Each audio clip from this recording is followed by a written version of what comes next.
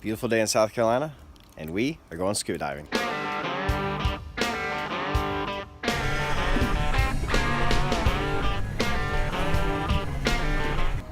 All right, guys, we're out here. We're on the May River in Bluffton. The water temperature is saying that it is a whopping 41 and a half degrees. So this should be great. I have the Mako, it's the 7mm wetsuit.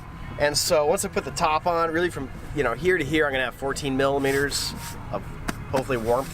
And this thing's nice and snug. I actually poured some water in it when I was getting it on, and then the water got stuck because it's just that tight on my legs. So it's uncomfortable on that half, but hopefully it'll keep me nice and dry, or nice and warm at least. My record before this is 48 degrees. And I was down for about 45 minutes before I gave up. My hands weren't working anymore. So we will see. Otherwise, it's a beautiful day out here for January. All right, let's get to it. All right, so I have 22 pounds of lead, and it's about 10% of my body weight. And it's normally offshore in the summer, when I don't even wear a wetsuit, I can dive with like 3 pounds. It's amazing. I love it. Because I just put one through my BCD strap and I don't even have to wear a belt. But yeah, 21 pounds. And the other nice thing, this is a rubber weight belt. This is what freedivers wear. And so it is a lot more comfortable than the neoprene thing that gets pushed on you whenever you get certified. The neoprene one, nice perk of it is real simple, and you just pull it, and it's that stiffer material, so it shoots off really easily. They try to do the same thing with this. The buckles on these are really loose, so you can drop it. You're supposed to be able to drop it just as quickly, but these actually stretch with you. You can really vice them on when you get it on. You can really tighten the belt down when you put it on, and it actually flexes with you when you're on the bottom, so you don't have this tight strap cutting into you. And it's rubber, so it sticks to your wetsuit a lot better. And it's just much more comfortable. I just about never use the actual nylon belt anymore.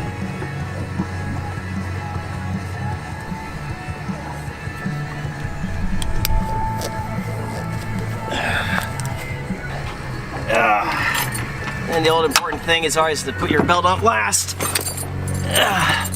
I used to have a really bad habit of not doing this because your life is so much easier to put it on before the VCD. But these solo dives, the river dives are completely solo. And so you really kind of have to think about things, and anywhere that you used to be lazy on and cut corners on safety, you really can't afford to do it when you're going down alone like this.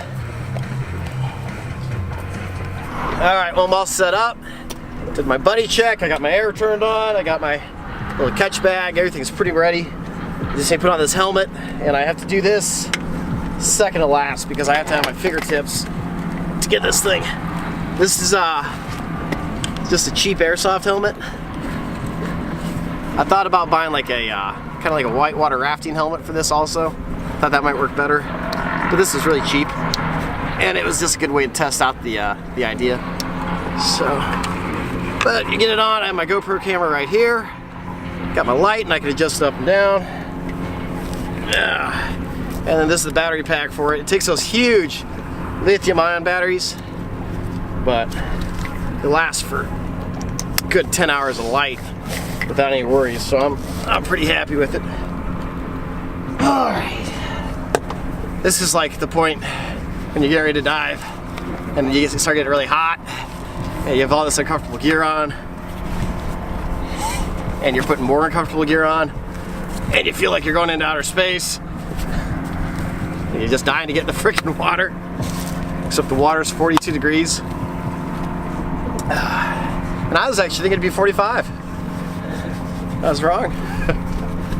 It's gotten warmer. It's 41.6 now. Lucky me. All right, guys. Well, I have my stern anchor right here off the back, so I'm just gonna grab that line and slide right down. In theory. Let's put my regulator in.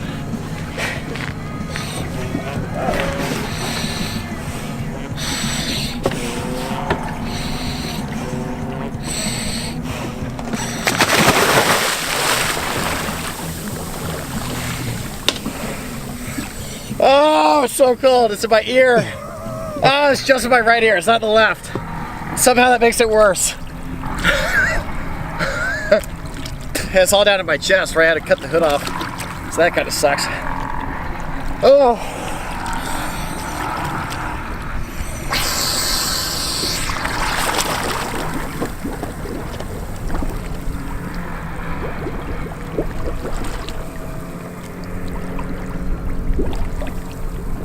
Really good viz. Surprisingly, on a normal day in the May River, you wouldn't be able to see him anymore. So at this point, I'm really just working my way down, and it's just, you just do a nice slow descent, you pop your ears, and you follow the rope down. Normally, as you do this, it gets darker and darker until you're in pitch black. The only reason there's any type of light hitting the bottom at all right now is because the water is just that cold. And it's the winter, and you know, this is the price you pay. If you want clear water, you have to go in the winter.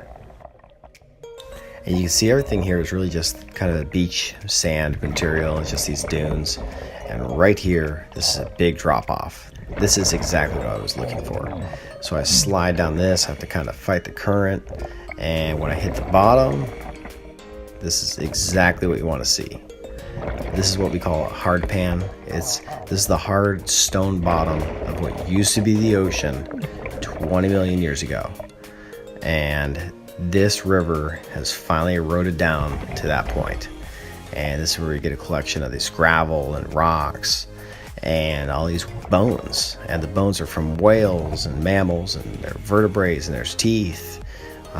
There's all sorts of things. So it's just kind of a scavenger hunt, digging through and looking for stuff. And it's fun. It's a lot of fun.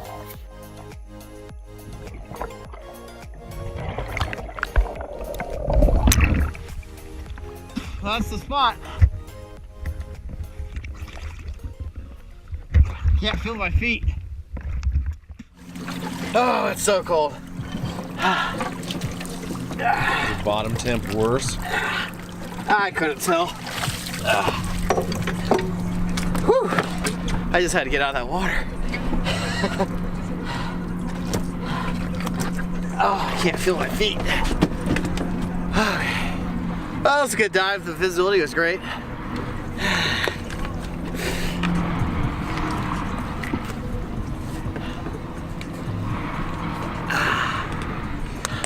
These people were driving around you taking pictures of your bubbles with their phone because they thought the bubbles were a dolphin.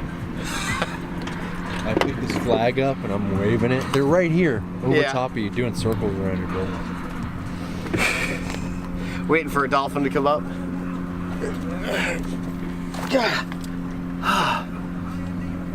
I came up a little too quickly. I have like that iron taste. I'm already smelling, you know, your sinuses.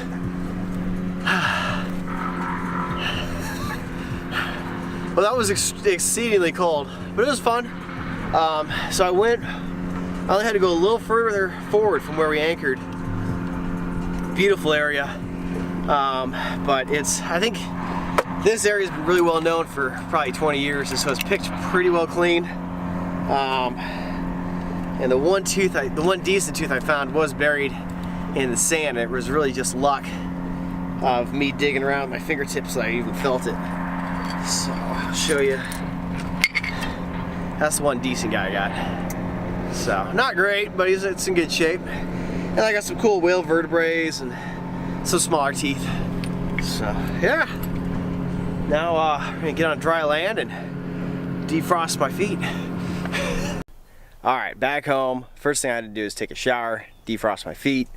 Then I came out, I cleaned off all the dive gear, and I'm actually going out again fishing tomorrow on the boat. So I wasn't gonna clean the thing, but it was just so trashed from just all the sand and gunk that we got on it today, so I had to clean the whole boat.